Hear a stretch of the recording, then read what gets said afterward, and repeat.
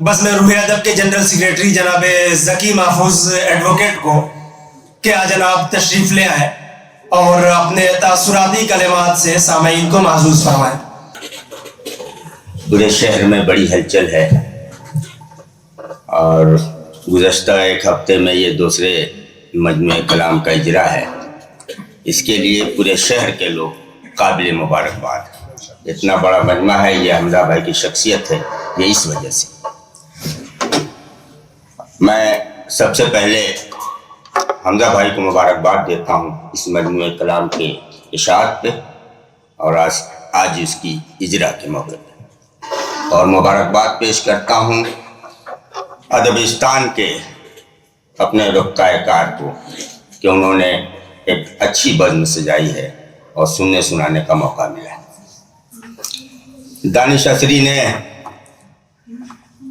کہا کہ آپ کو لکھ کے نہیں بولنا ہے، ایسے ہی بولنا ہے حمزہ بھائی کے بارے میں، اور یہ شرط بڑی مشکل تھی. لکھ کے تو بول ہی نہیں پائیں گے، بغیر لکھے کیسے بولیں؟ مشکل تھا. حمزہ بھائی کی شخصیت اور اس پہ میں بولوں، یہ تو وہی بات ہے کہ سورج کو چراغ دکھانے والی بات. پردے کے مقامات کو چھوڑ دیجیے گا. جی جی بالکل بالکل، جیسا حکم صدر محترم.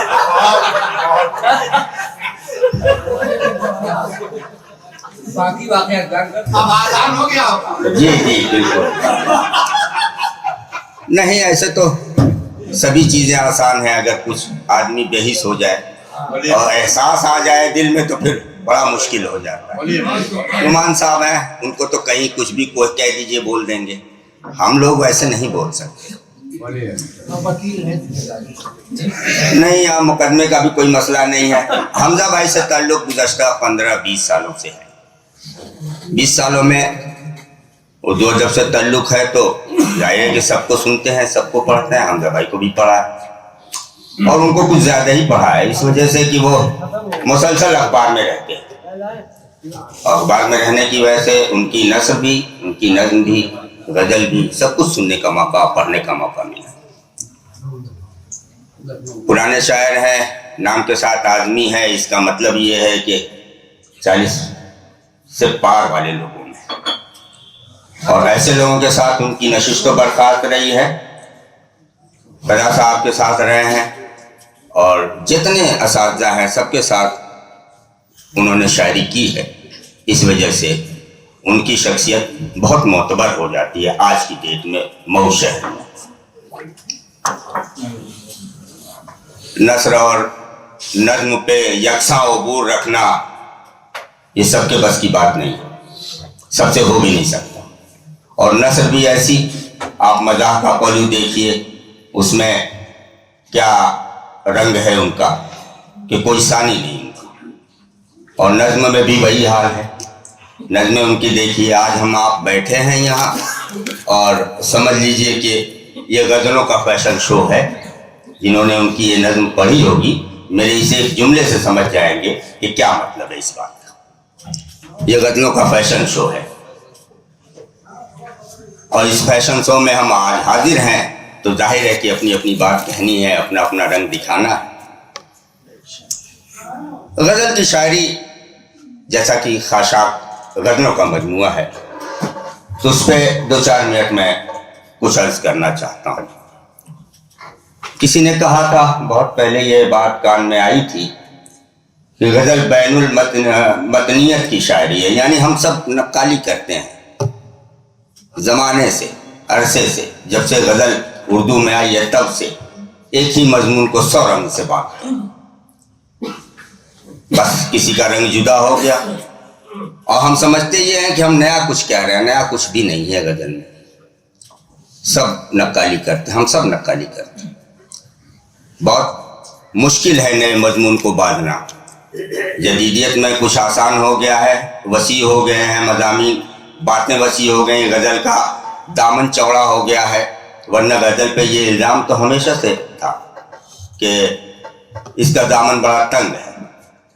ایک ہی بات کو سب وہی بات کہہ رہے ہیں، سب اسی بات کو کہہ رہے ہیں. لیکن حمزہ بھائی کے یہاں آپ دیکھیے ان کی دو مجموعہ ہے. کچی فصلیں میں نے دیکھی اور یہ خاشاک کے بھی کچھ ورق گردانی کی ہے, تو مجھے اندازہ ہوا کہ ان کے یہاں وہ بات نہیں ہے. نقالی تو ان کے یہاں بالکل نہیں ہے, میں بتا رہا ہوں آپ کو. مضمون کی بھی نہیں ہے اور طرز ادا کی بھی نہیں ہے. طرز ادا تو واقعی ایک دم ڈفرینٹ ہے ان کا, ایک دم الگ ہے, بالکل جدا گانا ہے. سنیے گا ایک شعر عرض کر رہا ہوں کہ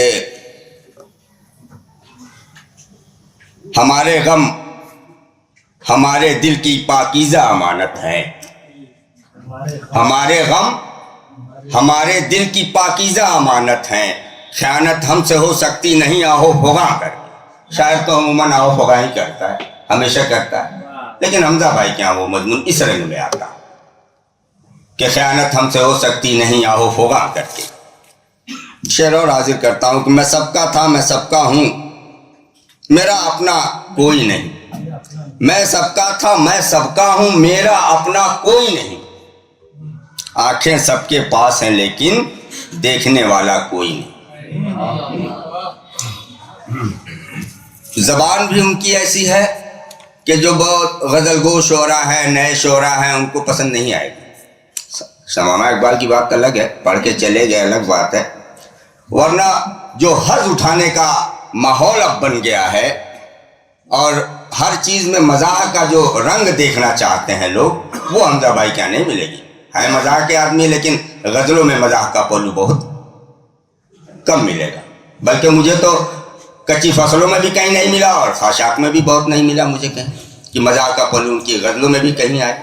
بڑی سنجیدگی سے اور بڑی متانت سے گفتگو کرتے ہیں غزلوں میں خاص طور سے, اور لگتا ہی نہیں کہ یہ وہی حمزہ بھائی ہیں جو نثر نگاری کرتے ہیں تو جس زبان میں بات کرتے ہیں غزلوں میں ان کی زبان بالکل الگ ہے.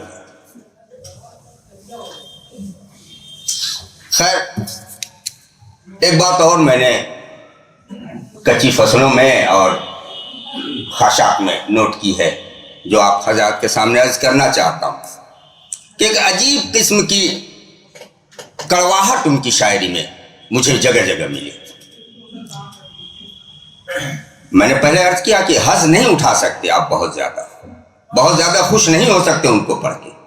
وہ ایسی سچی اور کڑوی باتیں کرتے ہیں کہ آپ کو ہنسنے کا مزہ لینے کا موقع نہیں دیتے, اور بالکل اسٹریٹ فارورڈ بات کرتے ہیں. زبان بھی ان کی ویسی ہی ہے. ختم ہوئے رشتے ناتے, سنے گا, ختم ہوئے رشتے ناتے, کیسا بیٹا کیسا باپ. ختم ہوئے رشتے ناتے, کیسا بیٹا کیسا باپ. اب کس کو اچھا کہیے, برے ہیں سب باٹم ٹوٹا. اب کس کو اچھا کہیے, برے ہیں سب باٹم ٹوٹا. اور یہ جو لوگ حمزہ بھائی کو قریب سے جانتے ہیں, جنہوں نے ان کے ساتھ زندگی گزاری ہے, وہ بہت اچھی طرح جانتے ہیں کہ یہ کڑواہٹ کیوں ہے ان کے من میں. زندگی میں پریشانیاں جیسے ہمیشہ ان کا دامن گیر رہی ہیں, اس وجہ سے یہ کڑواہٹ آ ہی جاتی ہے. سنیے گا, میں نے جب شہر سے تنکے کا سہارا مانگا, میں نے جب شہر سے تنکے کا سہارا مانگا, تب لگا شہر میں میرے لیے تنکا بھی نہیں. میں نے جب شہر سے تنکے کا سہارا مانگا, تب لگا شہر میں میرے لیے تنکا بھی نہیں. ہم اتنے خار ہوئے ہیں گمان کے پیچھے, ہم اتنے خار ہوئے ہیں گمان, کچھ اور گمان نہ کیجیے گا. ہم اتنے خار ہوئے ہیں گمان کے پیچھے کہ آج ہم کو حقیقت گراں گزرتی. ہم اتنے خار ہوئے ہیں گمان کے پیچھے کہ آج ہم کو حقیقت گراں گزرتی. اور سنیے جناب, آج بھی چاند کو چھو لینے کی ضد کرتا ہے. مجھ میں پوشیدہ جو بچہ ہے وہ مرتا ہی نہیں. آج بھی چاند کو چھو لینے کی ضد کرتا ہے. مجھ میں پوشیدہ جو بچہ ہے وہ مرتا ہی نہیں. روٹی خرید لایا ہے خون اپنا بیچ کر, بچوں کی بھوک نے مجھے مجبور کر دیا. तरक्की चाहते हो तो पढ़ाओ अपने बच्चों को, पढ़ा लिखा गरीब अच्छा है, दौलतमंद जाहिल से। ये खरी खोटी बातें ऐसे नहीं आती। वो कड़वाहट, वो सच जो उनकी जबान से निकलता है बहुतों को अच्छा नहीं लगता, ये सच बात है। और मैंने पहले अर्ज किया था कि उनकी शायरी में आप हद नहीं उठा सकते, उसमें नसीहतें ही नसीहतें हैं, और नसीहतें अब किसी को अच्छी नहीं, ये सच। आम रविश से हट के शायरी करते हैं। हमजा भाई का शेरी मजमुआ आपके सामने, आप देखेंगे, और बहुत सारे मजमुए आपने देखे होंगे, लेकिन जरा इसको पढ़ के देखिएगा कि इसमें आम रविश से हट के हमेशा बातें करते हैं हमजा भाई।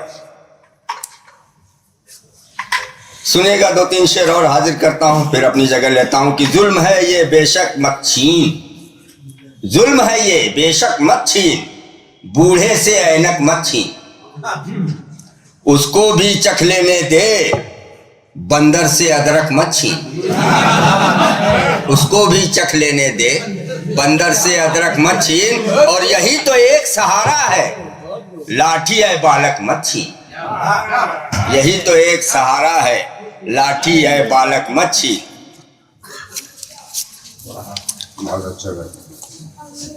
हमजा आजमी की गजलों में जमालियाती हिस्स तो गाहे गाहे मिलेगी।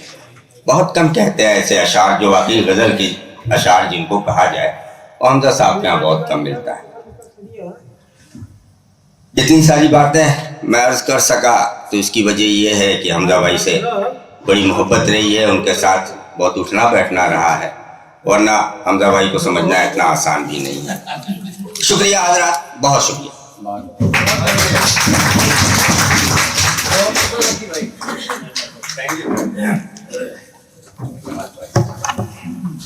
ये थे जनाब ज़की महफूज एडवोकेट, जो अमीर हमजा आज़मी साहब और उनकी शायरी के बारे में अपने ख्यालात का इजहार फरमा रहे थे।